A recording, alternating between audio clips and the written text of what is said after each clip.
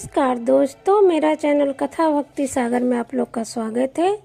आज हम दुर्गा सप्तमी की दूसरी कथा सुनेंगे, दूसरा अध्याय सुनेंगे।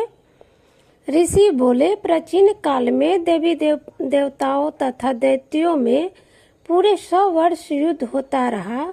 उस समय दैत्यों का स्वामी महिषासुर एवं देवताओं का इंद्र था।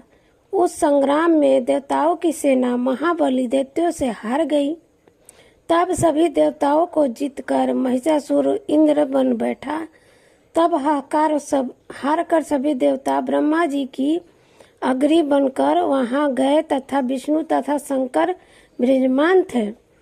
वहां पर देवताओं ने महिषासुर से सभी उपद्रव एवं उनके पराभव आदि का पूरा वृत्तांत कह सुनाया।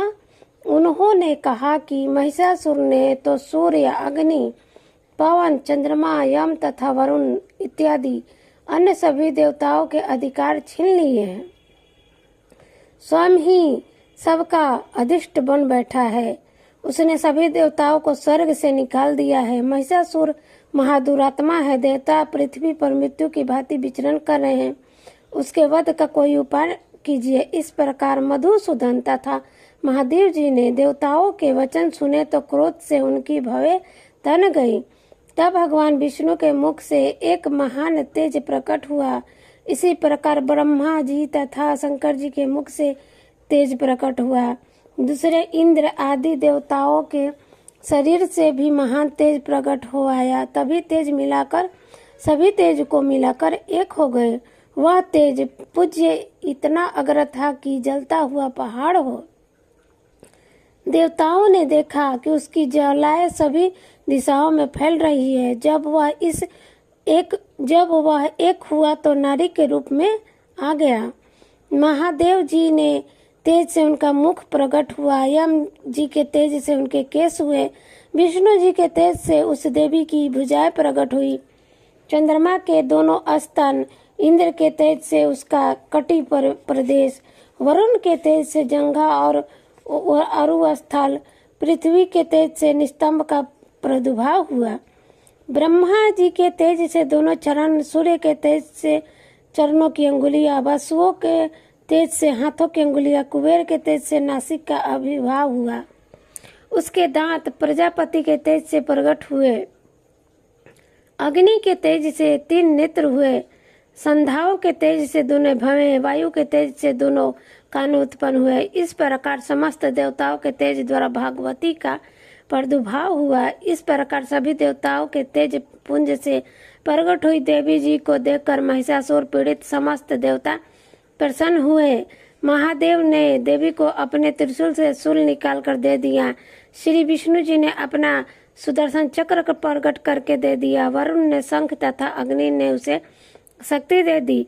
वरुण ने उन्हें धनुष दिया और बाणों से भरपूर 2 तरकस दे दिए। देवराज इंद्र ने अपने ब्रज से ब्रज पैदा करके दे दिया। फिर सहस्त्र नेत्र इंद्र ने ऐरावत हाथी से घंटा दिया। यमराज ने काल दंड से दंड प्रदान कर दिया। सागरपति ने रुद्राक्ष माला अर्पित की। ब्रह्मा ने कमल कुंड भेंट किया। सूर्य ने भगवती के भी रोमकूपों में अपनी किरणें प्रकाश दी। काल ने तलवार और उत्तम ढाल अर्पण किया। क्षीण सागर ने हार तथा कभी न पुराने होने वाले 2 वस्त्र भेंट किए। इस प्रकार चुंडामणि, दिव्य कुंडल तथा 2 कड़े की भेंट से किया गया चमकता हुआ अंध्र चंद्र सभी भुजाओं के लिए, बाजूबंद चरणों के लिए नुपुर और कंठ के लिए सर्वोत्तम कंठूला भेंट किया। इसी प्रकार सभी अंगुलियों के लिए जड़ित मुद्रिकाएं प्रदान की। विश्वकर्मा जी ने निर्कुल परशु भेंट किया और अनेक रूपों में आने वाले अस्त्र, अभेद कवच और मस्तक तथा गले में धारण करने के लिए योग्य कभी न कुमिल होने वाले कमलों की माला दी। जल्दी ने उसे बहुत सुंदर कमल दिया। हिमालय ने वाहन के लिए उसे सिंह एवं और भी अनेक प्रकार के रत्न भेंट किए। कुबेर ने सूरा से भरपूर पात्र दिया। सभी नागों ने स्वामी एवं पृथ्वी धारण करने वाले शेष जी ने महामणियों से सुसज्जित नागहार दिया। इस प्रकार सारे देवताओं ने विभूषण एवं आयुधों के द्वारा देवियों का सत्कार किया। तत्पश्चात भागवती ने अट्टहास करके ऊंचे स्वर में गर्जना की। उसके भयानक नाद ने सारा आकाश भर गया।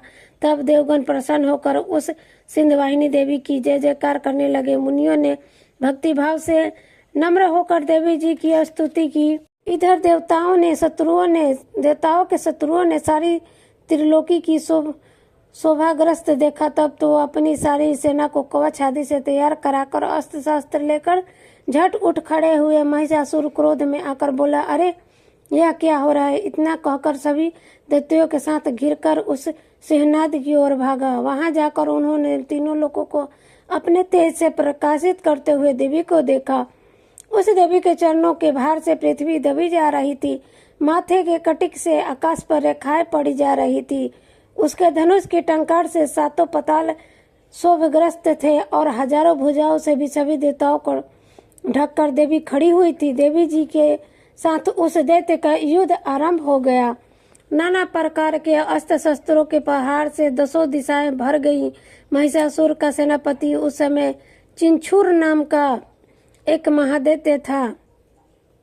देवी जी के साथ उसी का युद्ध होने लगा। इसी प्रकार अन्य देवताओं को तथा चतुराग्नि सेना को साथ लेकर चामर भी युद्ध करने लगा। 60,000 रथियों को लेकर उदय महादैत्य भी युद्ध में प्रवृत्त हुए। महामनु दैत्य 5 करोड़ रथियों के साथ युद्ध में आ गए। 60 लाख रथियों से आवृत वत्सल दैत्य युद्ध में उतर पड़े। परिवार दैत्य हाथी एवं घोड़ों के अनेकों सवारों को सम्मुख से घिरा हुआ सारथियों ने साथ लेकर देवी जी के साथ युद्ध करने लगा। उस रणांगन में स्वयं महिषासुर भी रथों, हाथियों एवं अस्सियों की सेना से घिरा हुआ था। तोमर, भीमसापाल, शक्ति, मूसर, परशु, पटिलसर, खंग आदि अस्त्रों से युद्ध में देवी जी के साथ युद्ध करने लगे।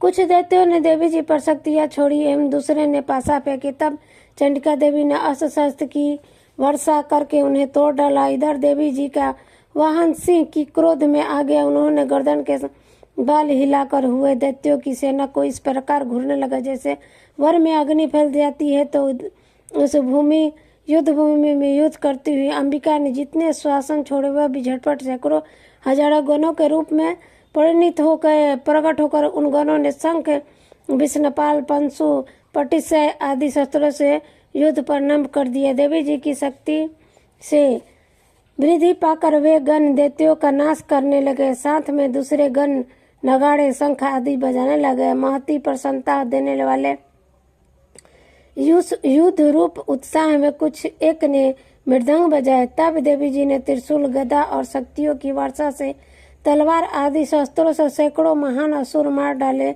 और दूसरे दैत्य कितने ही दैत्यों को घंटा के भयप्रद नाद से मूर्छित करके मार गिराया।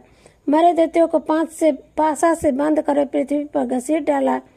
कितने तो गंदा की चोट से घायल होकर पृथ्वी पर सो गए। मुसलों के प्रहार से कई रुधिर वमन करने लगे एवं कई एक शूल द्वारा वक्ष स्थल फट जाने से पृथ्वी पर सो गए।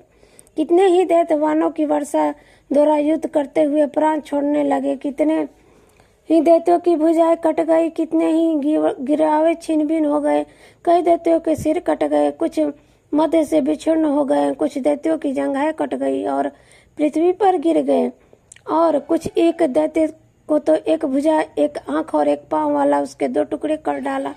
मार मार के गिराए हुए रथी, हाथी, घोड़े एवं असुरों की लाशों के द्वारा जहाँ महायुद्ध हो रहा था वहाँ की पृथ्वी इस प्रकार भर गई कि वहाँ पर आना जाना कठिन हो गया। वहाँ सेना एवं असुरों के रुधिर बहने से रुधिर की बड़ी बड़ी नदियाँ बहने लगी। जगदम्बा जी ने एक क्षण में दैत्यों की महती सेना का इस प्रकार नाश कर दिया जैसे कि लड़कियों के बड़े ढेर को अग्नि जला देती है।